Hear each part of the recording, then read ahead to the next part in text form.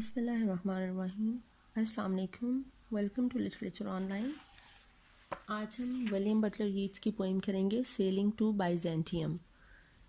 Byzantium क्या है? Byzantium was the capital of Roman empire और ये पुराना नाम है इस्तांबुल या कॉन्स्टेंटिनोपल का। ठीक है, और ये poem sailing to Byzantium Yeats ने लिखी थी 1928 में और ये पब्लिश हुई है। इसकी कलेक्शन का नाम था the Tower. It was published in the Tower in 1928। और इसमें इसको इन्फ्लुएंस जो है वो किस चीज़ ने किया जिसके ये मजबूर हुआ ये पोइम लिखने के लिए, बाइजेंटियम। इसने 1924 में सिसिली को विज़िट किया है, 1925 में रोम गया ये।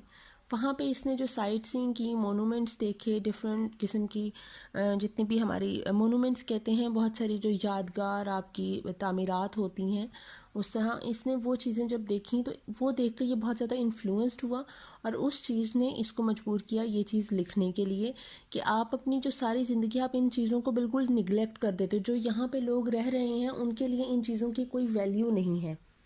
ठीक है, वो इस चीज़ को फॉर ग्रांटेड ले रहे हैं। उन्हें नहीं पता कि वो कुदरत का कितना बड़ा जो है ये उनकी नेमत है कि जिसके अंदर वो रह रहे हैं इस वक्त, ये कितने शाहकार हैं और ये आने वाली दुनिया तक जो ये कायम रहेंगी ये चीज़ें, ये कितना बड़ा एसेट है उस जगह का। उन लोगों को ये एहसास ही नहीं है। तो ये हम टेक्स्ट इसका स्टार्ट करते हैं। इस पोइम के वैसे डबल मीनिंग है, डबल इंटरप्रिटेशन है इस पोइम की। एक चीज़ है कि ये पोइम जो इसकी जो सारी पोइम है ये डील करती है स्टेट ऑफ सोल से या लाइफ आफ्टर डेथ से। ठीक है, आपकी जो आफ्टर डेथ जर्नी है उसको रिप्रेजेंट कर रही है। और दूसरी जो चीज़ में इसमें क्रिएटिव पोइटिक प्रोसेस के बारे में बताया गया है। ठीक है, अब इसका टेक्स्ट स्टार्ट करते हैं। तो वो कह रहा है there is no country for old men. ये एक आयरिश पोइट था, तो ये आयरलैंड की बात कर रहा है कि that is no country for old men. बूढ़े लोगों के लिए वहाँ जगह नहीं है। अब ये इस वक्त काफ़ी बूढ़ा हो चुका था, ये अपनी ओल्ड एज में दाखिल हो गया, तो इसलिए इस बात का इससे काफ़ी ज़्यादा एहसास हो रहा है कि अब जिस जगह के लिए मैंने इतना काम किया, he was a nationalist, he was revolutionary. ठीक है, उसने उन चीज़ों के लिए काम किया, तो अब मेरी यहाँ पर जगह नहीं रही है, अब मुझे यहाँ से हिजरत कर लेनी चाहिए।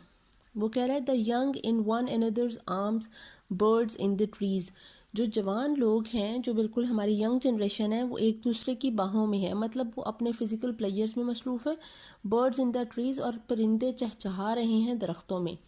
Those dying generations at their song, और जो डाइंग जनरेशन्स हैं और जो हमारी जो जनरेशन है जो कि अब मर रही है, एट देयर सॉन्ग, वो अब अपना एंड देख रही है। ठीक है, जो आपका एक फ्यूनरल सॉन्ग आप कह लें या उस तरह से, ठीक है, कि वो अब बिल्कुल एंड पे है। The salmon falls the mackerel crowded seize.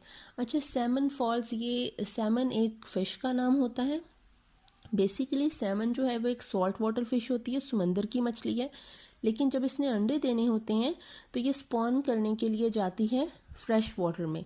ठीक है, जिस तरह रिवर या स्ट्रीम्स किसी दरिया या नदी में जाती है, फ्रेश वाटर में जाती है जब इसने अंडे देने होते हैं सैमन फिश ने। ठीक है, वैसे ये सॉल्ट वाटर में समंदर में रहती है।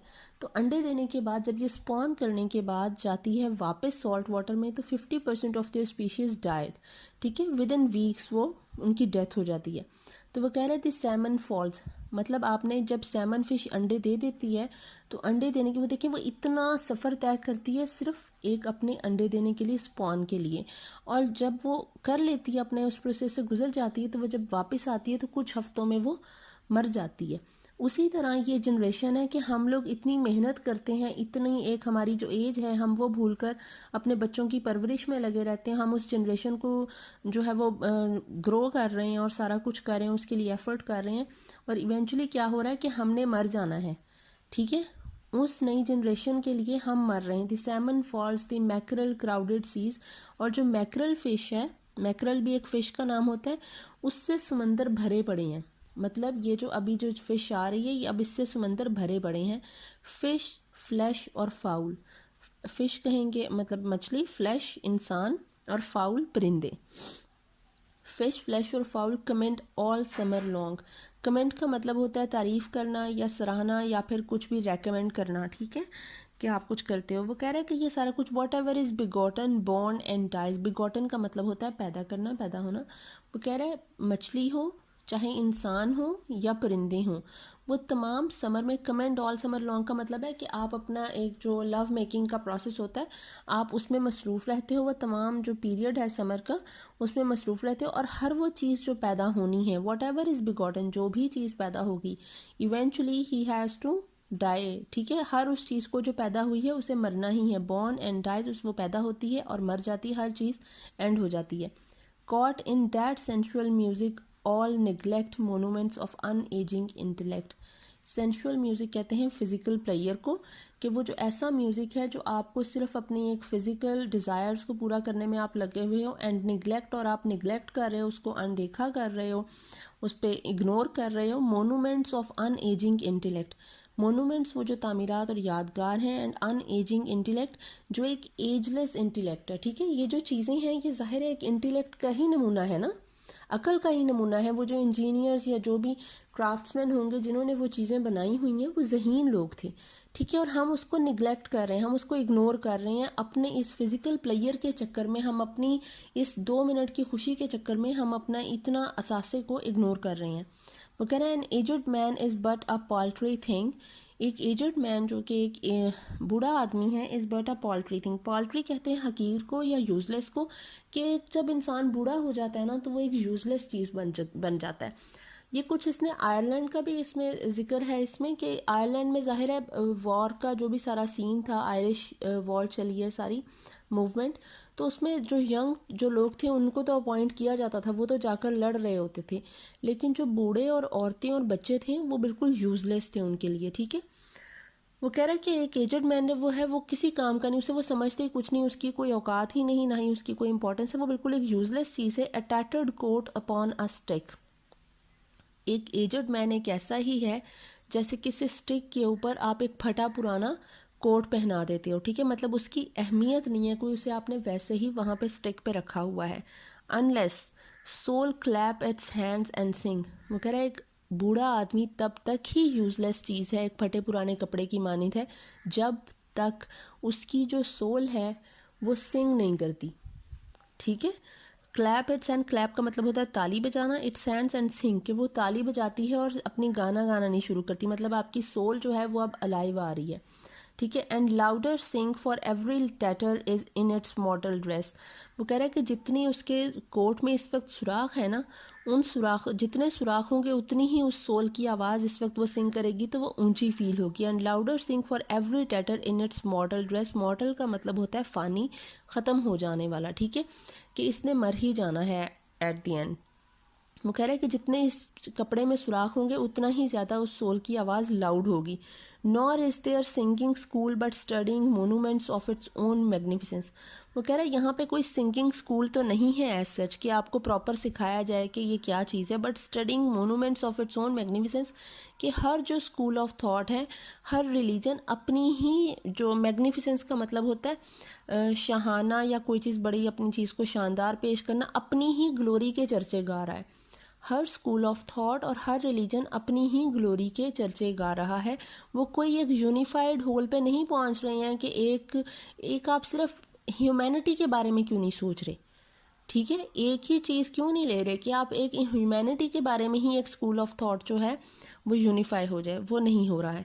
And therefore I have sailed the seas and come to the holy city of Byzantium, वो कह रहा है यहाँ वहाँ पे ये सब कुछ हो रहा था और तभी मैं यहाँ पे आ गया हूँ, सेल किया है मैंने, मैं बहरी रास्ते से आया हूँ समंदरों को क्रॉस करते हुए, come to the holy city of Byzantium, और मैं ये बाइजेंटियम के मुकद्दस शहर में आ गया हूँ इसी वजह से कि ये वहाँ से तंग आ गया था, वहाँ पे एक एजड मैन की बिल्कुल एक यूज़लेस चीज़ है, उसकी कोई अहमियत नहीं है। अब वो नेक्स्ट स्टेंजा में कह रहा है, O sages standing in God's holy fire, sages कहते हैं बाबा को या मलंग को, standing in God's holy fire जो ऐसे हैं जैसे अल्लाह ताला की तरफ से जैसे एक मुकद्दस आग लगी हुई होती है, ऐसे लग रहा है जैसे वो उसमें खड़े हुए हैं।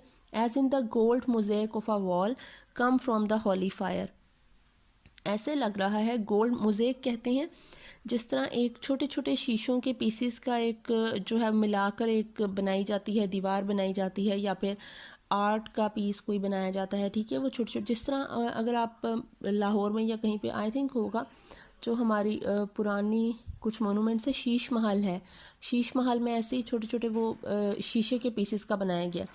वो कह रहा है कि ये जो बाबा इस वक्त ऐसे खड़ा है आग के पास की पेंटिंग है, वो ऐसे लग रहा है जैसे एक मोज़ेक वॉल है, जैसे शीशे के पीसेस की एक वॉल बनाई गई है और उसमें इस जो बाबा हैं वो उनको गोल्ड मोज़ेक वॉल में खड़े हुए हैं, ठीक है। Come from the holy fire, और वो उस हॉली फायर से आए हैं, मतलब चमक इतनी आ रही है उसमें, इतनी जो है वो शाइन है। पर्न इन अ जायर।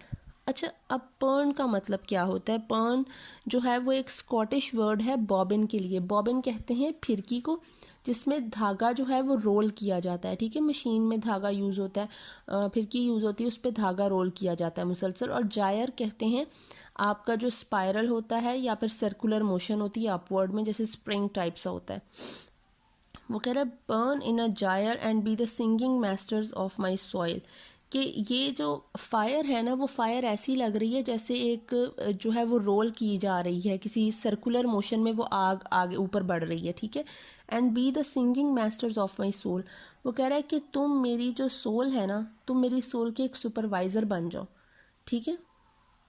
तुम मेरी सोल के टीचर बन जाओ, टू प्योरीफाई माई सोल। ऐसे कोई टीचर बनो कि तुम मेरी सोल को प्योरीफाई कर दो, फिल्टर कर दो, और हर चीज़, हर बुरी चीज़ को निकाल कर मेरे अंदर सिर्फ पॉजिटिविटी और क्रिएटिविटी को भर दो। कंज्यूम माई हार्ट अवे, ठीक है, और मेरे दिल को सिखा दो, हार्ट अवे, और मेरे दिल को ले जाओ, sick with the desire and fashion to a dying animal. Sick with desire and fashion to a dying animal, कि जिस तरह एक ये डाइंग एनिमल अपने आप को कह रहा है कि मैं एक बिल्कुल मरता हुआ सा जानवर बन चुका हूँ इसका, और मेरा जो हार्ट है सिक विद डिज़ायर, ख्वाहिशात की वजह से वो बिल्कुल सिक और बीमार हो चुका है, ठीक है। तो इसलिए तुम क्या करो, consume my heart away, sick with desire and fashion to a dying animal, तुम मेरे हार्ट को पर्ज कर दो, प्योरीफाई कर दो, जो कि एक बीमार जानवर की तरह ख्वाहिशात से भरा हुआ है। ख्वाहिशात की मतलब ज़्यादा ख्वाहिशात ने मेरे अंदर जो है वो एक बीमार जानवर जैसा मुझे बना दिया है, ठीक है। तो मेरे हार्ट को तुम प्योरीफाई कर दो ताकि मैं एक अच्छा इंसान बन सकूँ। It knows not what it is, वो कह रहा है मेरा जो दिल है ना, मैं जो हूँ, मेरी ज़ात नहीं जानती कि मेरा पर्पस ऑफ लाइफ क्या है, what is the purpose of my existence and what is my importance in this world, ठीक है। मेरी इंपॉर्टेंस क्या है इस दुनिया में। And gather me into the artifice of eternity. Artifice कहते हैं कोई जो है वो बिल्कुल आपका आर्ट का कोई नमूना होता है, ठीक है। ऑफ एटर्निटी, एटर्निटी कहते हैं फॉर एवर, कि मुझे तुम कुछ ऐसा बना दो कि मैं आने वाली दुनिया तक हमेशा के लिए एक कोई नमूना बन के रह जाऊँ, एक सैम्पल बन जाऊँ, एक मिसाल बन जाऊँ किसी चीज़ के लिए, ठीक है। कि मुझे इतना प्योरीफाई कर दो, किसी अच्छाई की मिसाल बन जाऊँ मैं। फिर वो फोर्थ स्टेंजा में कह रहा है once out of nature I shall never take my body, once out of nature. अब आउट ऑफ नेचर का मतलब है कि जब मेरी डेथ हो जाएगी, व्हेन आई एम डेड, ठीक है। Once out of nature I shall never take my bodily form from any natural thing, मैं किसी भी नेचुरल थिंग में अपनी बॉडी फॉर्म नहीं लूँगा।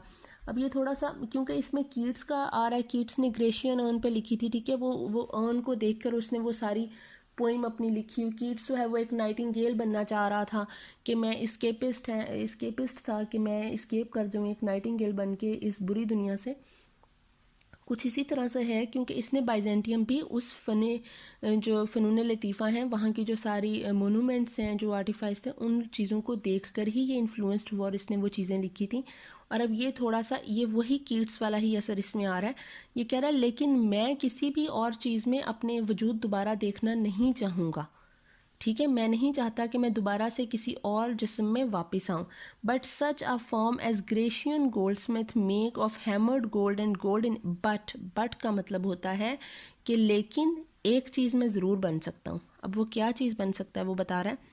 सच a form as Grecian goldsmith, जैसे कि ग्रेशियन जो ग्रीक सुनार थे, ठीक है, जो गोल्ड का काम करते थे। Make of hammered gold and gold enabling, जो वो गोल्ड को जो है वो चोट पहुंचाकर जैसे करते हैं ना, उसको शेप देते हैं, हैमर्ड गोल्ड उसको करते हैं। और दूसरा गोल्ड इनेबलिंग, जैसे गोल्ड प्लेटेड, गोल्ड की परत चढ़ जाती है, ठीक है। अगर मुझे सुनार की उस तरह गोल्ड की कोई शेप बनाई जाए तो फिर मैं बन जाऊंगा। अब वो कौन सी शेप कह रहा है। To keep a drowsy emperor awake, जिससे एक ड्राउजी एम्पर जिसको नींद आ रही हो वो जागना चाहता, उसको जगाने के लिए कुछ ऐसा बन जाऊं।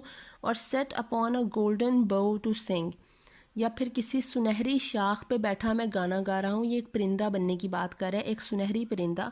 To lords and ladies of Byzantium, और मैं उन लॉर्ड्स एंड लेडीज़ जो बाइजेंटियम की हैं उनको एंटरटेन कर सकूँ अपने गाने से, अपनी चर्पिंग से। ऑफ व्हाट इज़ पास्ट और पासिंग ऑल टू कम, कि आगे क्या क्या हमारी हिस्ट्री है, क्या गुजर चुका है, क्या अब हो रहा है, प्रेजेंट है, and what is our future, और हमारा फ्यूचर क्या होगा। मतलब ये वही कीट्स वाली बात है। कीट्स कह रहा था ना कि नाइटिंगेल में, कि वो नाइटिंगेल जो है वो हमें हिस्ट्री की बातें जो है, यही नाइटिंगेल उस वक्त भी गाना गाती होगी आज से कितने साल पहले जो है, कितने 100 साल पहले, सेंचुरीज अगो, कि वो उन लोगों की स्टोरी बताती। तो उसी तरह वो बात कर रहा है कि मैं भी एक ऐसा ही परिंदा बनना चाहता हूँ, एक गोल्डन बो पे गोल्डन बर्ड बना हुआ हो, ठीक है, जो कि एक एम्परर के रूम में हो, और वहाँ एम्परर के हॉल में हो, और वहाँ पे लेडीज़ और लॉर्ड्स को मैं एंटरटेन करूँ और उनको बताऊँ कि what was our past, what is our present, and what will be our future. ठीक है, मैं उसके बारे में बता सकूँ। इसके जो है, इसने खुद अपने इस स्टैंजा को जस्टिफाई किया था यीट्स ने। इसने कहा था माइकल सेलेस को, I have read somewhere that in the emperor's palace at Byzantium was a tree made of gold and silver and artificial birds that sang. वो कहता है, अपने इस स्टेंजा को जस्टिफाई करता है सेलस को कहते हुए, वो कहता है मैंने कहीं पे पढ़ा था कि बाइजेंटियम के एम्परर के रूम में एक गोल्ड, एम्परर के पैलेस में गोल्डन बर्ड गोल्डन बो पे बैठा हुआ बना हुआ था, और उसको देखकर एम्परर जो है वो सुबह मतलब हर वक्त वो एम्परर को जो है वो अच्छा लगने के लिए वो वहाँ पे सजाया गया था, वहाँ पे उसका स्कल्पचर बनाया गया था, और एम्परर को जगाने के लिए। और कहा जाता है कि वो बर्ड जो है वो गा सकते थे, ठीक है, वो मेटल के बर्ड्स थे लेकिन वो गा सकते थे। तो आई होप आपको समझ आ गई होगी। Thank you so much.